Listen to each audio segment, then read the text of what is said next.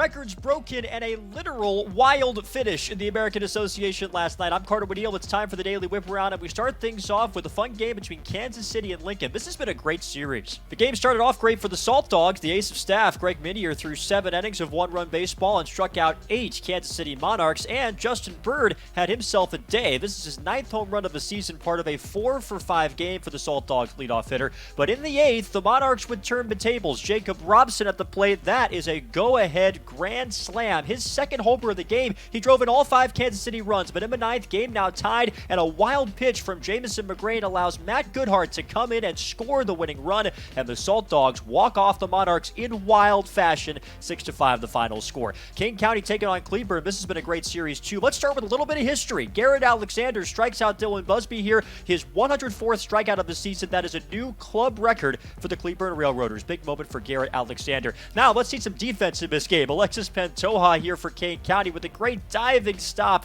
on the left of your picture there. Makes the across the diamond throw from his knees for the outs. And look at the range from Eddie Hernandez of Cleburne. Backhanding it short, the across the body throw to get the out, and a great pick from Casey Clemens at first base too. Kane County got the win in this game though. This is Sherman Johnson with a 3-run home run in the second to break a scoreless tie. Johnson's 11th home run of the season for the Cougars, and that backed up another great start from Weston Muir. 6 innings of one-run baseball for the true rookie. He's earned the win in each of his last 6 starts, and the Cougars win it by a final score of 3-1. Chicago got a big win at home against Fargo-Moorhead yesterday. Jeff Kinley threw 5 2/3 scoreless innings, struck out 6, including his 100th of the season right there to get the win for Chicago. Meanwhile, Ryan Lidge with his 11th home run of the year here. That gave the Dogs the lead in the first inning. The fan favorite gets it done with number 11 on the season, and later Grant Kay hits his 20th long ball of the campaign, extending his career high, and the Dogs win it 6-0 to snap Fargo-Moorhead's 9-game win streak. Milwaukee victorious last night as well. Miles Smith solid again. He threw 8 innings, allowed just 1 run, and got the win for Milwaukee.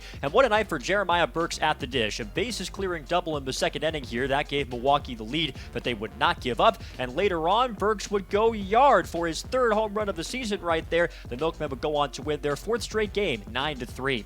Winnipeg got the win in Sioux City. A big game for both teams' playoff chances. David Washington here with his 28th home run of the season. That puts him all alone in the AAPB lead, his 2nd blast in 3 games. And Landon Barassa tossed 6 innings of one-run baseball to get the win for the Gold Eyes. Final score 6-1 from Lewis and Clark Park in Sioux City. And the Lake Country Dockhounds taking on Gary South Shore. Talk about a pitcher's duel. John Sheeks goes 6 2/3 scoreless for the Railcats. 4 hits, 1 walk, strikes out 3. And on the other side, Angel Ventura would go 7 innings for the Dockhounds. His only run that he allowed was in the first inning on a homer. He struck out 5, but Lake Country would wind up winning this game in the 8th. They take the lead for good on this ground ball from TJ Bennett, the high chopper. They try to turn the double play, a really great effort, but Bennett beats it out, and Lamar Briggs scores all the way from second with what would hold up as the winning run in a 2-1 Dockhounds victory. Here's the full scoreboard from the association last night. The Salt Dogs gaining a game on Sioux City with their win. That's a big result. So many teams still in it and jockeying for playoff position right now. In the East Division standings, Chicago's lead at 2.5. That's where it was yesterday.